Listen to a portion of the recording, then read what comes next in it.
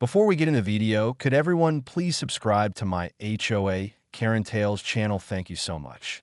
I never thought I'd have to install an electric fence around my own porch, but after what my HOA Karen pulled, I had no choice. Imagine waking up in the morning, stepping out with a cup of coffee, and finding a total stranger lounging on your porch swing like they own the place. Not a guest, not a friend, just some random neighbor using my personal space as their own. At first, I thought it was a mistake. Maybe they got confused. Maybe they thought it was a public area. But no, it was much worse than that. My porch had been declared community seating, and according to the HOA, I had no say in the matter. I moved into this neighborhood thinking it would be peaceful, a place where I could enjoy my home without unnecessary drama. It was a charming little community, the kind with neatly trimmed lawns, white picket fences, and just enough distance between houses to give a sense of privacy. The first few weeks were uneventful.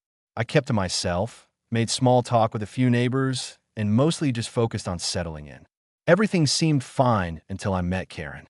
Karen was exactly what you'd expect from someone who took HOA leadership way too seriously. Perfectly styled blonde bob, yoga pants even though I never saw her exercise, and a clipboard that never left her side. She introduced herself within days of my moving in, flashing an over-friendly smile that barely hid the calculation behind her eyes. She wasn't just an HOA president. She was a ruler, self-appointed, and completely convinced of her own importance. At first, our conversation seemed normal. She welcomed me to the neighborhood, asked about my job, and complimented my porch furniture. That last part should have tipped me off. She lingered a little too long, her eyes scanning the setup like she was taking inventory. I had a nice setup, 2 rocking chairs, a porch swing, and a small table where I like to have my morning coffee. It wasn't extravagant, just cozy, but Karen's interest in it was unsettling. You know, she said, tilting her head slightly, not everyone in the community has such a welcoming porch. It's really lovely, very inviting. I thanked her, not thinking much of it at the time. It wasn't until I received the first letter from the HOA that I realized exactly what she meant. The letter was printed on official HOA stationery, signed by Karen herself, and it stated that due to my porch's welcoming aesthetic and position in the community, it had been designated as a community seating area. I had to read it twice just to make sure I wasn't hallucinating. They were essentially claiming my private property as a public space. I thought it was a joke at first, some kind of misunderstanding. Surely this couldn't be real. I marched straight to the next HOA meeting, letter in hand, ready to clear things up. But the moment I stepped into that meeting, I realized I had walked into an ambush. Karen sat at the head of the table, surrounded by board members who all wore the same smug expressions. It wasn't a mistake, it was a decision, and barely let me speak before launching into her prepared speech. She explained in the most patronizing tone possible that the HOA had been receiving requests from neighbors who wanted to use my porch. Since I had already set up such a welcoming space, it was only fair that the rest of the community benefit from it. After all, she said with a sickly sweet smile, we're all one big family here. I was dumbfounded. I argued, of course. I pointed out that it was my property, that I never gave anyone permission to use it, and that it was absurd for the HOA to dictate what I did with my own space. But Karen was prepared for that. She pulled out the HOA bylaws, flipping through them with the confidence of someone who had studied them like sacred scripture. She found a clause about community improvements and twisted it to justify their decision. According to her, since my porch contributed to the community aesthetic, it was within the HOA's rights to designate it as shared space. I left that meeting fuming, but I wasn't prepared for what happened next. The very next morning, I woke up, walked outside, and found a stranger sitting on my porch swing, sipping coffee like they had lived there for years. When I confronted them, they looked at me like I was the crazy one. Karen said, "It's for everyone," and they shrugged before continuing to enjoy their coffee. Over the next few days, it got worse. More and more people started showing up, treating my porch like a public park. They left trash, rearranged my furniture, and one person even had the audacity to take a nap on my swing. I started getting warning letters from the HOA. Whenever I tried to reclaim my space, when I moved the furniture inside, I got fined for removing community amenities. When I put up a small private property sign, Karen had it taken down, claiming it was unsightly. I tried reasoning with the neighbors, but the entitlement had already set in. They acted like I was being selfish for wanting to use my own porch. "It's just a chair," one woman told me, rolling her eyes like I was overreacting. "You can sit somewhere else." At this point, I realized logic and facts weren't going to win this battle.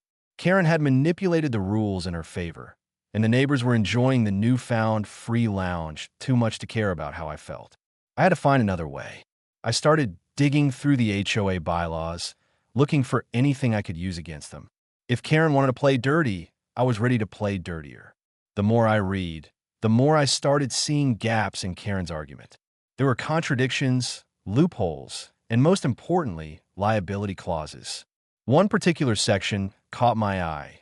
Property owners were responsible for the safety of anyone on their premises unless the HOA took official control. That was my opening. If the HOA wanted my porch to be public, then they were responsible for any injuries that happened on it. And if they refused responsibility, then it wasn't public after all. I had a plan forming, but I needed something stronger. Something that would not only shut this down, but also make sure they never tried it again. That's when the idea hit me. If my porch was now a community area, then it needed community safety measures. And what better way to ensure safety than a low-voltage electrosecurity fence? I smiled to myself as I pictured the look on Karen's face when she realized what was coming. They wanted to play games? Fine, but I was about to show them that I played to win. I tried to play nice. I really did.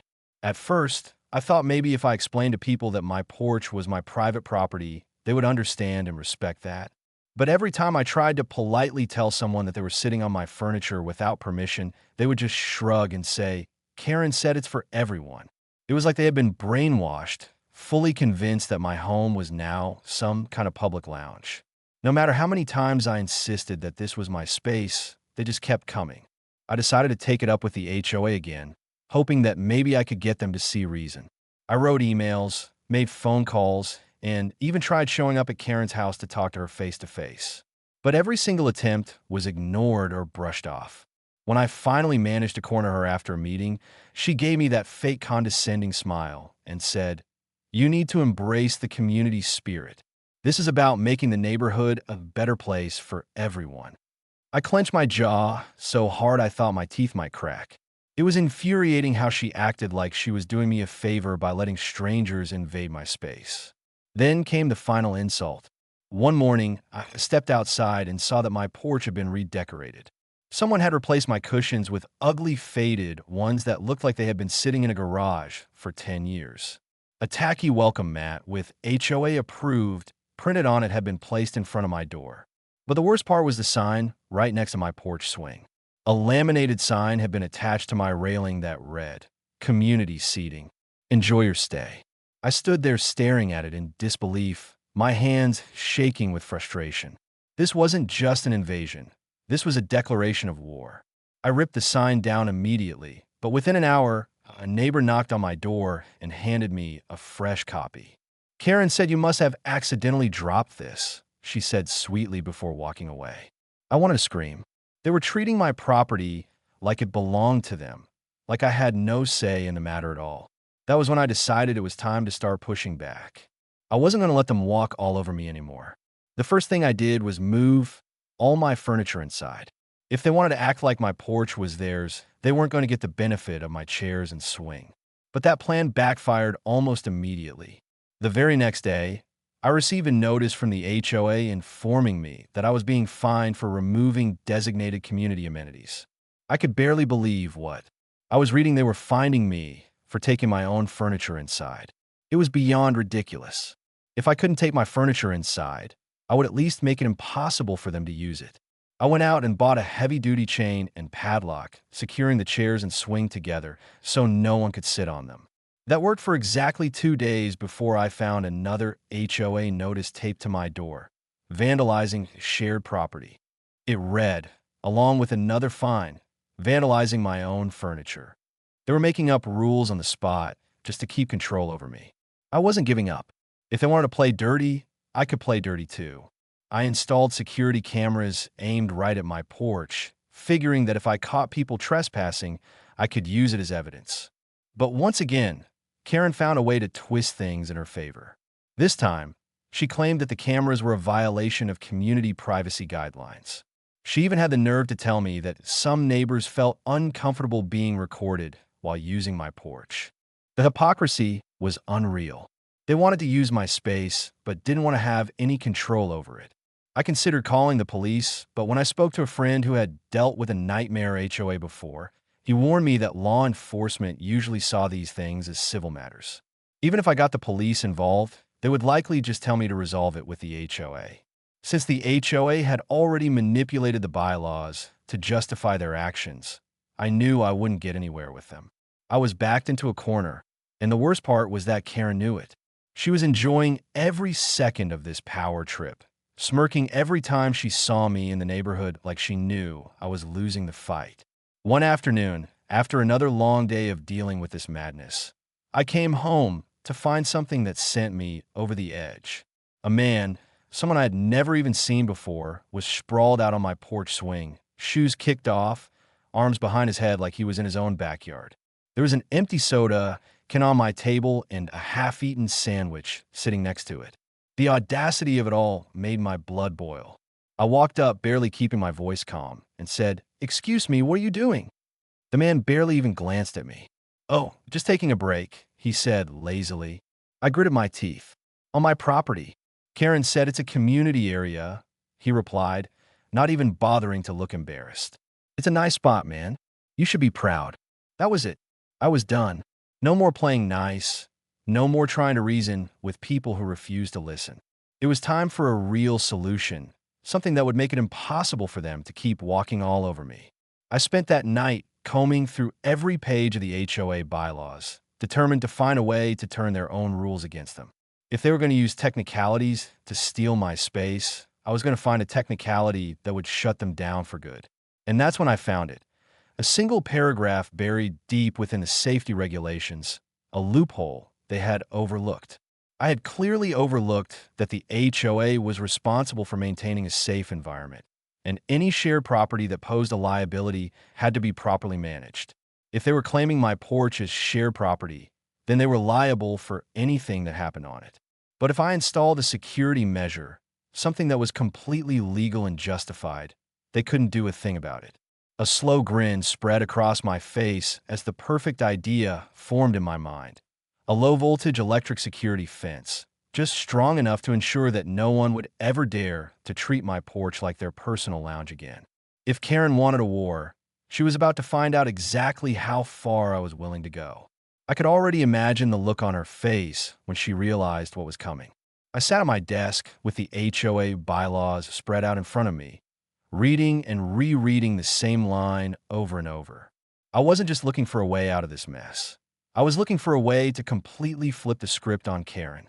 She had spent weeks making my life miserable, twisting the rules to her advantage. But she had overlooked something crucial. The same bylaws she used to justify turning my porch into a so-called community area also made the HOA responsible for maintaining safety in shared spaces. That was my key.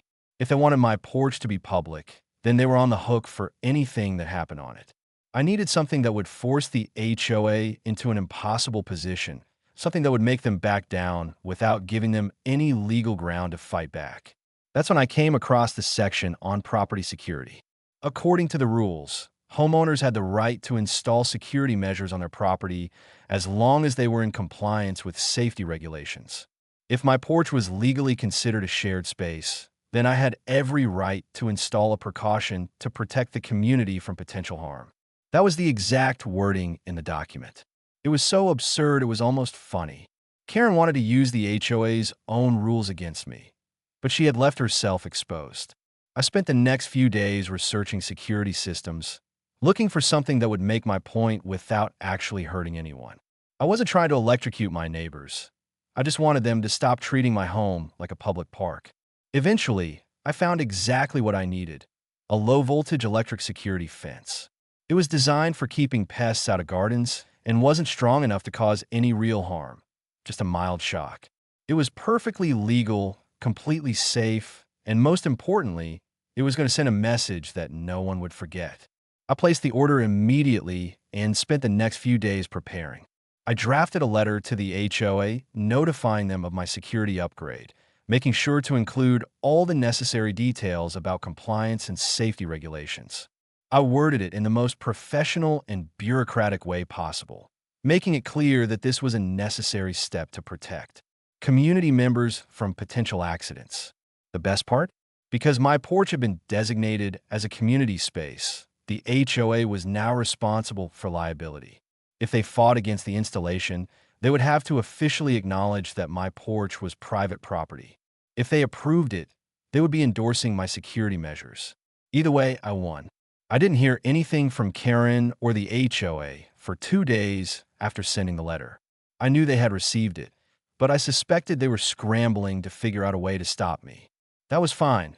The fence was already on its way, and as soon as it arrived, I wasted no time installing it. It wasn't an ISIL. It was just a thin, almost invisible wire running along the perimeter of my porch railing. I placed small warning signs every few feet, just like the manufacturer recommended, and double-checked that the voltage was set to the lowest possible setting. It was completely harmless, but that didn't mean it wouldn't be effective. The first test came sooner than I expected. Late in the afternoon, I was sitting inside when I heard a loud yelp from outside my window. I walked to the front door, suppressing a grin as I peeked out. One of my more entitled neighbors, the one who had actually napped on my porch swing, was standing at the bottom of my steps, rubbing his hand. He must have grabbed the railing without noticing the wire, and a little zap had given him a rude awakening. "What the hell?" he muttered, looking around in confusion. I stepped outside, casually pretending to be surprised. "Something wrong?" He scowled at me. I just got shocked. I gestured to the bright yellow sign posted right next to him. "Oh yeah, I installed a security fence. It's completely legal and totally safe, but I figured since so many people were using my porch, I should take precautions." His face turned red with anger, but he didn't know what to say. He just mumbled something under his breath and stormed off. I could barely contain my laughter. The real fun began when Karen found out. It must have been the next morning because I woke up to the sound of furious knocking on my door. When I opened it, there she was, clutching a stack of papers and practically shaking with rage. "What is this?" she demanded, pointing at my porch railing. I played dumb. "A security fence." Her lips pressed into a thin line. "You can't do this. This is a community area." I shrugged. "Then you're responsible for community safety. If you want to remove it, the HOA will be liable for any injuries that occur here. If you want me to keep it up, then you're acknowledging that I have the right to install security measures. Your call." She opened her mouth, then shut it again. I could practically hear the gears turning in her head as she realized the trap I had set for her. If she admitted that I had the right to keep people off my porch, she would be contradicting the nonsense she had been pushing for weeks. But if she forced me to take the fence down, she was exposing the HOA to legal trouble. "This is ridiculous." She finally snapped. "You're being unreasonable." I crossed my arms. "Unreasonable? Karen, you took my personal space and turned it into a free-for-all." I didn't complain when people started treating my porch like a public park. I didn't fight back when you fined me for moving my own furniture. But I'm done playing along. Either the HOA admits that this is private property, or you take responsibility for what happens here. For the first time since this nightmare started, Karen looked genuinely flustered. She wasn't used to being challenged, and she definitely wasn't used to losing. She flipped through her stack of papers like she was looking for something, probably a rule she could twist in her favor. But I'd already checked. There was nothing she could use against me. "I'll have to discuss this with the board," she said stiffly. "Take your time," I replied. "The fence is staying up." In the meantime, she stormed off without another word, and I watched her go with a sense of satisfaction I hadn't felt in weeks. The balance of power had finally shifted, and for the first time, I had the upper hand. The next few days were quiet, too quiet. I knew Karen wasn't going to back down that easily, but I also knew she was running out of options. Word had already spread around the neighborhood about the fence, and people were starting to realize that my porch was no longer up for grabs. Some neighbors gave me dirty looks when they passed by, but I didn't care. They had their fun. Now it was over. The real question was how Karen would try to retaliate. I had won this round, but something told me she wasn't done yet. I just had to be ready for whatever she threw at me next. The first real test of my electric fence came sooner than I expected. I had barely finished my morning coffee when I heard the unmistakable sound of someone yelping in surprise. I walked to the window, trying not to smirk, and saw one of the HOA board members standing at the edge of my porch, shaking his hand like he had just touched a hot stove. He looked around in confusion, his eyes darting to the thin wire stretched across my porch railing. For a brief moment, I saw hesitation on his face, as if he was debating whether to make a scene or pretend nothing had happened. Then, just as I expected, he stomped away in frustration. Not even 15 minutes later, I heard more footsteps on my driveway, followed by a loud, furious knocking at my door. I opened it to find Karen standing there, her arms crossed, her face twisted in pure rage. Behind her stood the same board member who had just shocked himself, still rubbing his hand like he had been grievously injured. "This is completely unacceptable," Karen snapped, pointing at my porch. "What have you done?" I raised an eyebrow, keeping my expression neutral. "I installed the security measure, just like I said I would." She threw her hands up. "You electrocuted a member of the HOA board." I almost laughed at the dramatics, but managed to keep a straight face. "Electrocuted? Please, it's a low voltage security fence, the same kind people use to keep raccoons out of their gardens. It's perfectly safe and legal." The board member muttered under his breath, clearly embarrassed by how ridiculous the situation was. Karen, however, wasn't backing down. She pulled out a clipboard, which I was starting to believe was surgically attached to her at this point, and started flipping through some paperwork. "This is a clear violation of community safety guidelines. You cannot have an electric fence in a shared space." I smiled. "Ah, so you're admitting it's a shared space. In that case, the HOA is responsible for maintaining safety here, and I expect an official statement taking liability for any injuries that occur. But if you're saying it's private property, then I'll happily take down the fence." "Which is it, Karen?" For the first time, she hesitated. She had walked right into the trap I had set, and she knew it. If she claimed it was shared property, the HOA would be forced to cover any legal liabilities that came with it. If she admitted it was private, then she had no authority to tell me what I could or couldn't do with my own space. Her mouth opened and closed a few times, her brain clearly struggling to come up with a way out. "I will discuss this with the board," she finally said, her voice strained. "But this is far from over." I gave her a polite nod. "Take your time." She turned on her heel and stormed off, the board member hurrying after her, still muttering under his breath. I watched them go, feeling a deep sense of satisfaction. For the first time in weeks, I had put Karen in a position where she couldn't simply bulldoze her way through. She had spent so much time enforcing ridiculous rules on everyone else that she never considered the possibility that someone might actually fight back.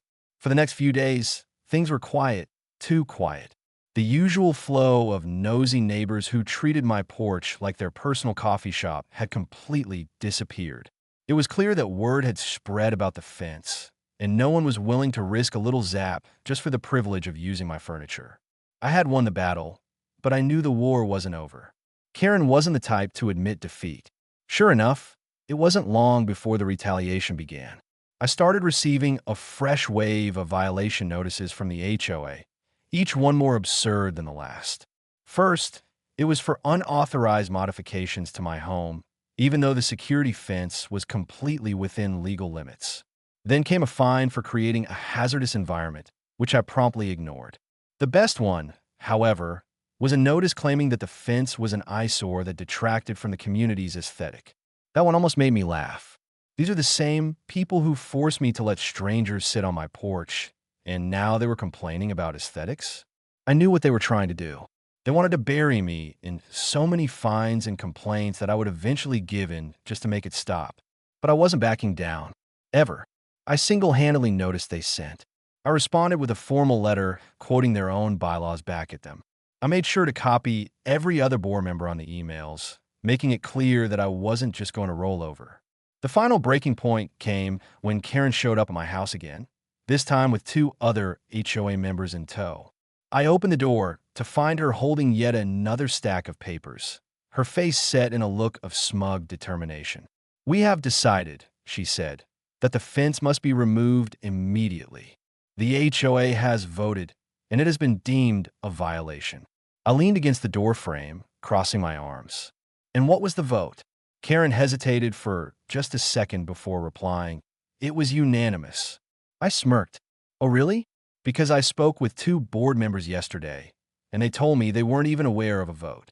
Karen's eyes narrowed, but I kept going. "And even if there was a vote, you still haven't addressed the issue of liability. If you're removing the security fence, then you're taking full responsibility for anything that happens on my porch." One of the other HOA members shifted uncomfortably. "Well, technically," Karen shot him a sharp glare, cutting him off before he could say anything incriminating. But it was too late. She knew she had lost. If they forced me to take the fence down, they would be setting themselves up for a potential lawsuit. If they let me keep it, they would have to admit they had no authority over my property. For several long seconds, no one said anything. Then, with a forced smile that looked more like a grimace, Karen cleared her throat. "We'll review this further." I nodded. "You do that." Without another word, she turned and walked away, the other HOA members following close behind. The moment they were out of sight, I shut the door and let out a breath I hadn't realized I was holding. This was it. This was the moment Karen realized she wasn't going to win. The next morning, I checked my mailbox and found something that nearly made me burst out laughing. A new HOA newsletter had been distributed, and on the front page, there was a small announcement tucked between the usual community updates. It read, "Due to recent developments, the HOA has decided to reevaluate the designation of certain shared spaces. Homeowners are encouraged to take personal responsibility for their own property." In other words, my porch was officially mine again. I stepped outside, stretched my arms, and took a deep breath of the morning air. The security fence was still up, but I knew I probably wouldn't need it much longer. Karen had finally backed down, and the HOA had learned a valuable lesson. I wasn't the type to be pushed around. As I sat on my porch swing, sipping my coffee, I couldn't help but wonder what Karen would try next. Something told me she wasn't done with her power trips just yet, but if she wanted another fight, I was more than ready. The days following my victory over Karen and the HOA were the most peaceful I had experienced since moving into the neighborhood. My porch, once a battleground for entitlement and HOA tyranny, was finally mine again. No more strangers lounging on my furniture. No more ridiculous fines. No more infuriating letters from Karen demanding that I embrace the community spirit. For the first time in weeks, I could actually sit outside, drink my coffee in peace, and enjoy the home I'd worked so hard for. It felt like I had won a war, and in many ways I had. Of course, I knew Karen wasn't the type to take defeat gracefully. People like her never did. She thrived on control, on making people bend to her will, and the fact that I had not only defied her, but outmaneuvered her using her own rules must have been eating her alive. I half expected some kind of retaliation, but days passed and nothing happened. The HOA was silent. No more violation notices, no more warnings, no more random rules being created out of thin air to make my life miserable. It was almost suspiciously quiet. Then one afternoon, I was approached by one of my neighbors, a man named Greg. He wasn't particularly close with Karen, nor had he been one of the people who had taken advantage of my porch. He mostly kept to himself. But I had seen him at HOA meetings, sitting silently while Karen ran the show. That day, though, he had a knowing smirk on his face as he walked up to me. "You really did a number on Karen," he said, chuckling. I raised an eyebrow. "What do you mean?" Greg leaned in slightly, lowering his voice as if sharing a secret. "Word on the street is that the HOA board is turning on her. Your whole electric fence stunt embarrassed them, made them look incompetent." I crossed my arms, pretending to look concerned. "That's a shame." Greg laughed. "She tried to push for new rules at the last board meeting, stricter guidelines on community cooperation, or whatever nonsense she usually spouts, but no one backed her up. It was actually kind of hilarious watching her scramble. I had to admit that was satisfying to hear. Karen had ruled the HOA with an iron fist for so long that she probably never imagined a day where people would start questioning her authority. But apparently, my little rebellion had been the wake-up call they needed. They weren't just turning on her. They were starting to see her as a liability. A few days later, the official news broke. Karen had been removed as HOA president. It was buried in an HOA email disguised as a graceful transition of leadership, but everyone in the neighborhood knew the truth. Karen hadn't stepped down voluntarily. She had been forced out. Her own board, the very people who once followed her every command, had finally had enough of her power trips and nonsense rules. It was poetic justice at its finest. I could only imagine how furious she must have been. I had seen Karen in action long enough to know she didn't handle losing well. But surprisingly, she didn't come after me. There were no final acts of petty revenge, no last-ditch attempts to make my life miserable. It was as if she had simply disappeared. I barely saw her.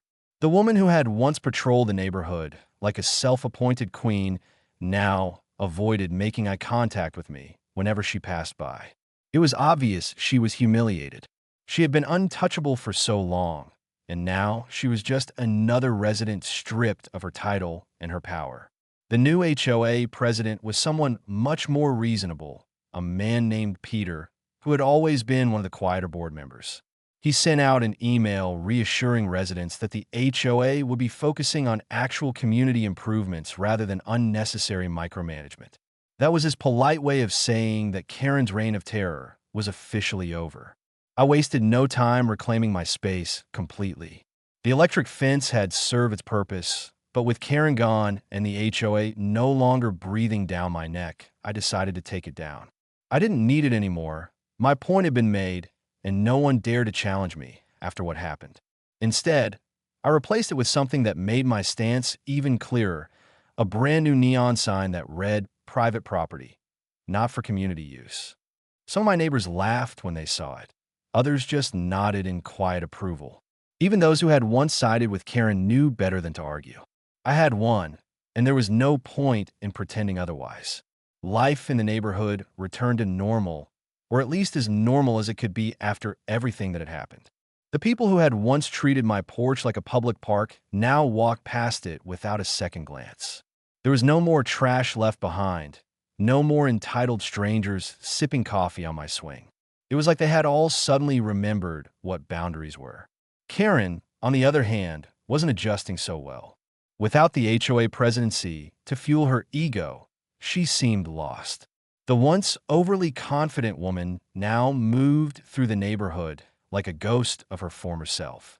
I saw her a few times sitting on her porch, staring blankly at the street like she was still trying to figure out where everything had gone wrong. One day, I passed by her house while walking to the mailbox. She was outside watering her plants, and for the first time since this whole ordeal started, I saw a flicker of something that almost resembled defeat in her eyes. She glanced up, met my gaze for a brief moment, and then quickly looked away. I didn't say anything, neither did she. That was the last real interaction we had. Whatever fight she had left in her was gone, and I wasn't about to waste my energy rubbing salt in the wound. She had brought this all on herself, and she knew it. A few months later, I heard from Greg that she had put her house up for sale. Apparently, she couldn't stand living in a neighborhood where she no longer had control. The woman who had spent years terrorizing homeowners with her absurd rules and power-hungry antics was finally leaving. I wasn't surprised. People like Karen didn't know how to function without authority. She thrived on telling others what to do, and without that, he had nothing. The HOA had been her entire identity, and once that was taken away, she had no reason to stay. When the moving trucks arrived, I stood on my porch with my coffee in hand, watching as they packed up her things. She didn't say goodbye to anyone. She just left. No farewell speeches, no last-minute attempts to reassert her dominance, just silence. As her car pulled out of the driveway for the last time, I let out a deep breath. It was finally over.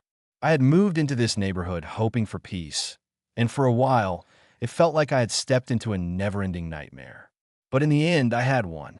I had my home back, my privacy, my freedom. The HOA still existed, but it was a shadow of what it had once been. Without Karen, the board had become nothing more than a casual group, that handled actual maintenance issues instead of trying to dictate what color people could paint their mailboxes. As for me, I had earned my place as the homeowner, no one to mess with. Looking back, I almost couldn't believe how insane everything had been. The sheer entitlement, the ridiculous power struggles, the absolute absurdity of it all. But at the same time, I had to admit it made for one hell of a story. And if another HOA drama ever started brewing in the neighborhood, well, I'd be ready.